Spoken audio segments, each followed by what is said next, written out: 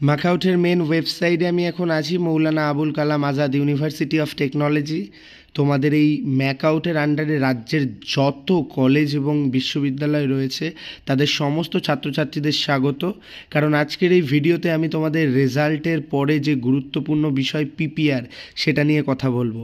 তাই প্রথম থেকে শেষ পর্যন্ত দেখো পিপিআর অ্যাপ্লিকেশান কবে থেকে চালু হচ্ছে, কবে পর্যন্ত হবে এবং পিপিআর করে আদৌ কি তোমাদের কোনো সমাধান হবে।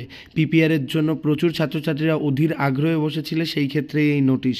প্রথম থেকে শেষ পর্যন্ত দেখো, সমস্ত গ্রুপগুলোতে জয়েন করে যাও, তাহলে কিন্তু তোমরা পরবর্তী আপডেটগুলো পেতে থাকবে। অবশ্যই চ্যানেলটিকে সাবস্ক্রাইব করে নিও কোয়ালিটিফুল আপডেট এবং ইনফরমেশনের জন্য। তো সেই ক্ষেত্রে 25 তারিখে যে আপডেট এসছে পিপিআরে সেটা নিয়ে কথা বলবো। একটু লেটে আসছে ভিডিওটা, কিন্তু তোমাদের সমস্ত যে ইনফরমেশান, যেটা সবথেকে গুরুত্বপূর্ণ পিপিআর করবে কি করবে না সেটা নিয়েও কথা বলবো। তো ভিউয়ার্স দেখো, আমি দেরি করছি না, যে নোটিশে চলে এসেছি এটা 25 তারিখে আপলোড হয়েছে। একটু আউট অফ স্টেশন থাকার কারণে আমি আপডেট দিতে পারিনি। তো সেই ক্ষেত্রে আমি তোমাদের জানিয়ে রাখছি, তোমাদের সমস্ত স্টুডেন্টদের যে পিপিআর, সেই পিপিআর মানে হচ্ছে পোস্ট পাবলিকেশন রিভিউ, সেটা অড সেমিস্টারের কিন্তু ওপেন থাকছে এবং যে ফলোয়িং শিডিউল থাকছে সেই ফলোয়িং শিডিউলে কিন্তু তোমরা তোমাদের অ্যাপ্লিকেশান করতে পারবে। এবং সমস্ত কলেজ অথরিটিসকে কিন্তু রিকোয়েস্ট করা হয়েছে যে ইনিশিয়েটিভ নিতে স্টুডেন্টদের, যে এই প্রসেসটাকে অনলাইনে কমপ্লিট করার জন্য, মানে ইনস্টিটিউটকে বলা হচ্ছে গাইডেন্সের জন্য।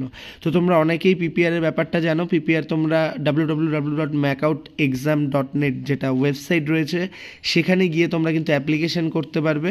তোমাদের অ্যাপ্লিকেশান শুরু হবে 3 মার্চ থেকে, মানে আর কিছুদিনের মধ্যেই, এবং সেই অ্যাপ্লিকেশান শেষ হবে 7 মার্চ। অর্থাৎ বলতে গেলে তোমাদের 5 দিন অ্যাপ্লিকেশান থাকবে পুরোপুরি। তো সেই ক্ষেত্রে পিপিআরের তোমাদের পার পেপার তোমাদের কিন্তু 200 টাকা করে থাকবে, অর্থাৎ তোমাদের 200 রুপিস ফর ইচ পেপার। তো তোমাদের যদি দুটোতে তোমরা পিপিআর করো তাহলে 400, তিনটেটা করলে 600, যে বেসিক ব্যাপারটা থাকে।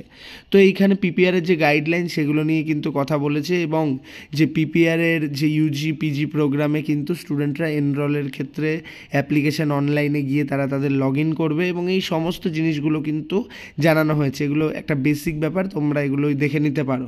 After the review is completed, তোমাদের গ্রেড আপ ডাউন ক্ষেত্রে কিন্তু স্টুডেন্টদের অ্যাপ্লিকেশানকে রিভিউ করা হতে পারে, এবং সেই ক্ষেত্রে কিন্তু যে ইউনিভার্সিটির রেগুলেশন বা সিস্টেম রয়েছে সেই বেসিসে কিন্তু কাজ হতে পারে।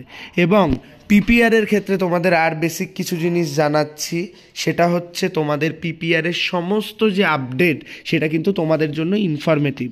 পিপিআরের ক্ষেত্রে আমি তোমাদের যেটা বলবো, তোমরা যেগুলোতে খুবই কনফিডেন্ট রয়েছো, যে সাবজেক্টগুলোতে খুব কনফিডেন্ট, সেখানেই কিন্তু পিপিআর করো।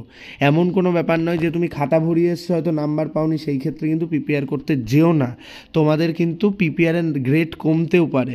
আর যারা সাপ্লি পাওনি তাদের আমি বলবো, মানে বেরিয়ে গেছো কোনো ক্রমে, তারা পিপিআর করো না। তোমরা দেখতে পাচ্ছ ম্যাকআউটের থেকে অনেক ইস্যু হচ্ছে, তো আমার মনে হয় না তোমাদের পিপিআর করে কোনো লাভ হবে।